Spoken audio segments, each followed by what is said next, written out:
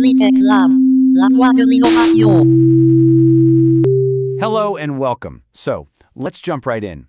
Ever wonder how a university can be more than just, well, a university? How it can become the real engine driving a whole country forward? That's exactly what we're going to dig into today. We're looking at a specific blueprint for this kind of transformation, and we're using the Algerian university system as our main example. For this Polytech Lab explainer, our guide is a really important piece of work. Professor Bekkouche Abdelmalek's book, Transformation de l'Université Algérienne. He's a researcher at the University of Tlemcen and was the former rector at the University of Ain-Toulouchent, so he knows this stuff inside and out. Now, we're not tackling the whole book, but we're zeroing in on Chapter 7, which is all about how the university system can connect globally, continentally, and with its own society and economy. So, this really gets us to the heart of the matter, doesn't it? How does a university stop being just a place that hands out degrees and start being the main driver of a country's future? According to the professor's work, the answer really boils down to one powerful idea: connection. All right, so before we get into the how, let's talk about the what. We got to understand what a university's mission even is in the 21st century because, let's be real, it's not just about dusty textbooks and lecture halls anymore. It's supposed to be a core pillar of a country's entire development strategy. And the book breaks this big mission down into 4 key jobs. First, of course, it's about training qualified people, creating that human capital. But it's so much more. It's also about sparking new research and tech innovation, the big ideas. Then it needs to actively push the economy forward to be a real driver of sustainable growth.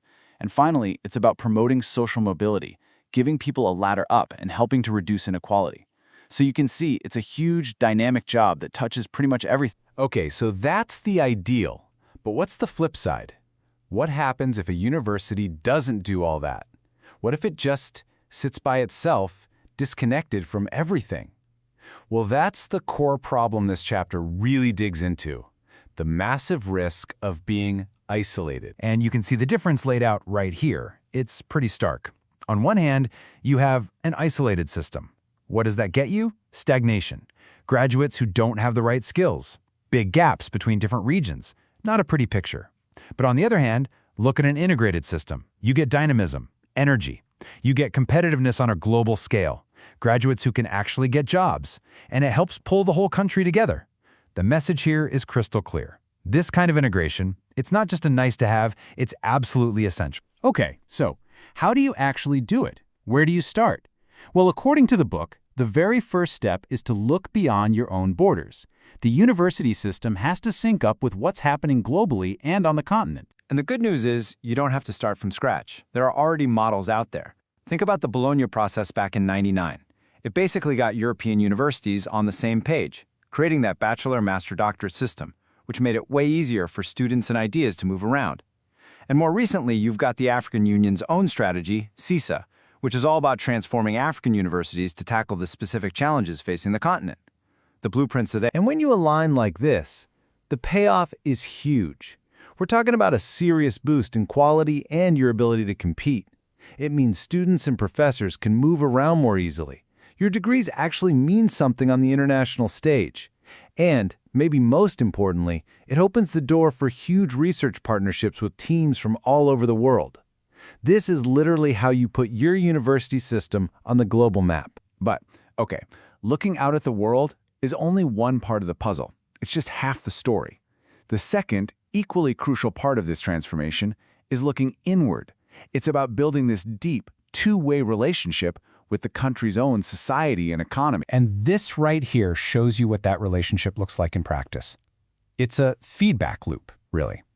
So, the university does applied research that's actually useful, and boom, industry gets new solutions.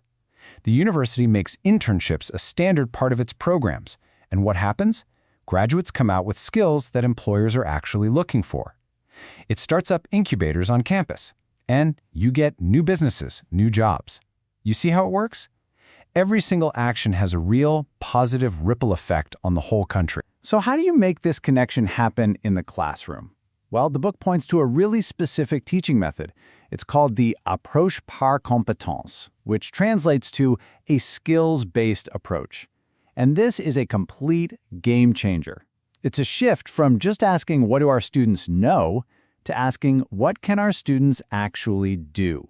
It's all about making sure that what you learn in a lecture is directly tied to a real-world skill that somebody will pay you for. Okay, so we get the problem. Isolation is bad. And we get the vision. An integrated, connected university is good. The big question is, how do we get from here to there? Well, the chapter doesn't just leave us hanging. It lays out a clear, practical blueprint to make it all happen. Professor Abdelmalek's work boils it all down to 3 key actions. 3 big steps. Number 1, invest strategically across all regions. You can't have one top-tier university and leave the rest behind. It's about making sure everyone has access to quality facilities. Number 2, adapt the curriculum.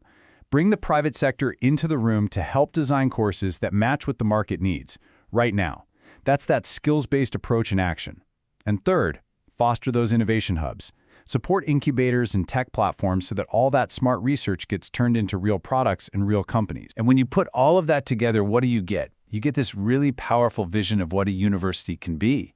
It becomes an anchor for its own region, strengthening the local community, but at the same time, it's a beacon for the rest of the world, attracting talent and ideas.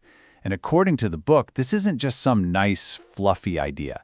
This dual role is the essential path forward for any nation that wants to build a truly transformative and sovereign university system for the 21st century.